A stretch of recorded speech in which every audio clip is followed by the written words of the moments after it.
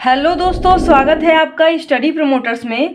दोस्तों, आज का यह वीडियो कक्षा 10वीं के यूपी बोर्ड के विद्यार्थियों के लिए है और इस वीडियो में हम अध्ययन करने वाले हैं कविवर बिहारी लाल जी का जीवन परिचय। दोस्तों, इस जीवन परिचय को हमने अपने हिसाब से और काफ़ी संशोधित करके लिखा है, तो आप इस जीवन परिचय को याद करके और अपने बोर्ड एग्जाम में बिना किसी संदेह किए लिख सकते हैं। दोस्तों, इस जीवन परिचय को स्टार्ट करने से पहले यदि आप इस चैनल पर नए हैं तो चैनल को सब्सक्राइब कर ले और बेल आइकन को भी हिट कर दे ताकि आने वाले वीडियो का नोटिफिकेशन आप तक पहुंचता रहे। और साथ ही साथ यदि आपको यह वीडियो अच्छा लगता है तो वीडियो को लाइक करना और अपने दोस्तों से ज़्यादा शेयर करना ना भूलें और अपना सुझाव हमें कमेंट बॉक्स में अवश्य दें। तो चलिए अब स्टार्ट करते हैं इस जीवन परिचय को।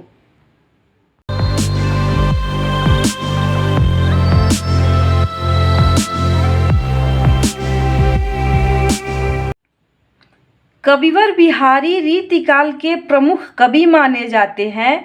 इनका जन्म सन 1603 ईस्वी में ग्वालियर राज्य के वसुधा गोविंदपुर नामक छोटे से ग्राम में हुआ था। दोस्तों, जो कविवर बिहारी हैं वह रीतिकाल के कवि हैं। रीतिकाल क्या है समझ लीजिए। जो हिंदी साहित्य का इतिहास है उसे 4 कालखंडों में बांटा गया है। पहला आदिकाल, दूसरा भक्तिकाल, तीसरा रीतिकाल और चौथा है आधुनिक काल। तो जो तीसरा है रीतिकाल, उसके प्रमुख कवि माने जाते हैं कौन?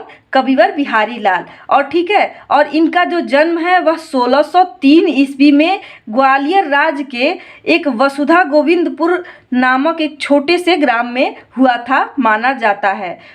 और आगे देखिए, बिहारी के पिता का नाम केशव राय था और जो बिहारी लाल हैं इनके पिताजी का नाम केशव राय था। क्या था? केशव राय।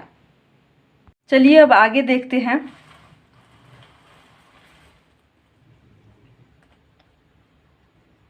वे मथुरा के चौबे ब्राह्मण थे।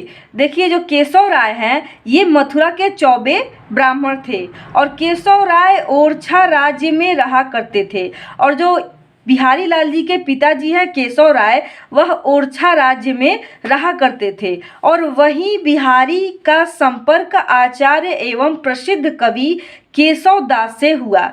देखिए, जो केशव राय हैं ये इनके पिताश्री हैं और जो केशव दास हैं ये इनके गुरु हैं। इनका संपर्क केशव दास जी से होता है और ये जो केशव दास जी हैं वह एक आचार्य एवं प्रसिद्ध कवि के रूप में विख्यात थे। आगे देखिए, बिहारी को काव्य शास्त्र का समुचित ज्ञान केशव दास से प्राप्त हुआ। और जो केशव दास जी है ना, इन्हीं से बिहारी लाल जी को समुचित ज्ञान प्राप्त हुआ। जो काव्य शास्त्र का ज्ञान होता है वो सभी ज्ञान इन्हीं से, केशव दास जी से इन्हें बिहारी लाल जी को प्राप्त हुआ। धीरे धीरे बिहारी भी काव्य रचना करने लगे। और देखिए, केशव दास जी के सानिध्य में आकर धीरे धीरे बिहारी भी काव्य रचना करने लगे और बिहारी कवि के रूप में दरबारी कवि थे। और जो बिहारी लाल है ना, वह कवि के रूप में क्या थे? दरबारी कवि थे। अर्थात ये दरबारों में अपनी कविता का पाठ किया करते थे। चलिए अब आगे देख लेते हैं।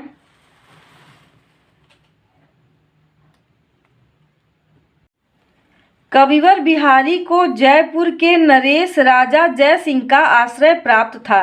देखिए, जो राजा जय सिंह है ना, इनका आश्रय कविवर बिहारी जी को प्राप्त था और इन्हीं के दरबार में रहकर ये कविता का पाठ किया करते थे।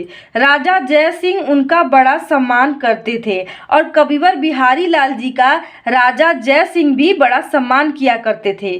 कहा जाता है कि वे उनके प्रत्येक दोहे पर एक सोने की असरफी उपहार स्वरूप दिया करते थे। और देखिए, ऐसा कहा जाता है या ऐसा माना जाता है कि जब कविवर बिहारी लाल जी अपनी एक दोहा या एक कविता सुनाया करते थे इनके दरबार में, तो वे प्रसन्न होकर उपहार स्वरूप इन्हें एक सोने का असरफी प्रदान किया करते थे। चलिए आगे बढ़ते हैं। बिहारी का संबंध तत्कालीन मुगल सम्राटों से भी था। देखिए जो बिहारी लाल हैं, इनका जो संबंध था या यूँ कहें जो संपर्क था, वो जो तत्कालीन सम्राट थे उनसे भी था। श्रृंगार रस के इस प्रसिद्ध कवि का सन 1663 ईस्वी में स्वर्गवास हुआ। और देखिए जो कविवर बिहारी लाल जी हैं, जो श्रृंगार रस के प्रसिद्ध कवि माने जाते हैं, उनका जो मृत्यु है वह 1663 ईस्वी में हो जाती है। दोस्तों ये तो रहा इनके जीवन परिचय से संबंधित कुछ महत्वपूर्ण बातें। अब आइए देख लेते हैं इनकी रचनाएं। बिहारी ने केवल एक ही ग्रंथ की रचना की है। यह ग्रंथ है बिहारी सतसई। इस ग्रंथ में लगभग 700 दोहे संग्रहित हैं। देखिए दोस्तों, जो बिहारी लाल हैं उन्होंने केवल एक ही ग्रंथ की रचना की है जिसका नाम है बिहारी सतसई। और आपके जो बोर्ड एग्जाम में प्रश्न पूछे जाते हैं उसमें पूछा जाता है केवल एक ही रचना के बारे में। तो ऐसे में आपको केवल एक ही रचना याद करना है, तो आप बिहारी सतसई इस रचना को याद कर लीजिए। और ये छोटा सा जानकारी है, बस इनके जो रचना है इसके संबंध में ये जान लीजिए कि इसमें लगभग 700 दोहे संग्रहित हैं। दोस्तों इस प्रकार यदि आप सजा के लिखेंगे तो आपके नंबर अच्छे मिल सकते हैं, इसीलिए हमने ऐसे लिखे हैं। चाहे तो आप केवल रचनाएं हेडिंग डाल सकते हैं और नीचे लिख सकते हैं बिहारी सतसई। दोस्तों इस प्रकार बिहारी लाल जी का जीवन परिचय एवं रचनाएं समाप्त होता है। दोस्तों इस जीवन परिचय को हमने आपके जिस प्रकार से बोर्ड एग्जाम में प्रश्न पूछा जाता है उसी हिसाब से लिखा है।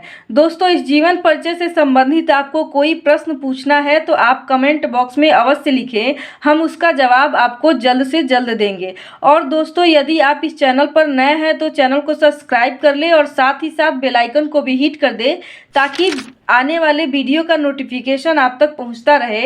और वीडियो अच्छा लगे तो वीडियो को लाइक करना और शेयर करना न भूलें। फिर मिलेंगे हम एक नए वीडियो के साथ, तब तक हमें दीजिए इजाज़त। नमस्कार।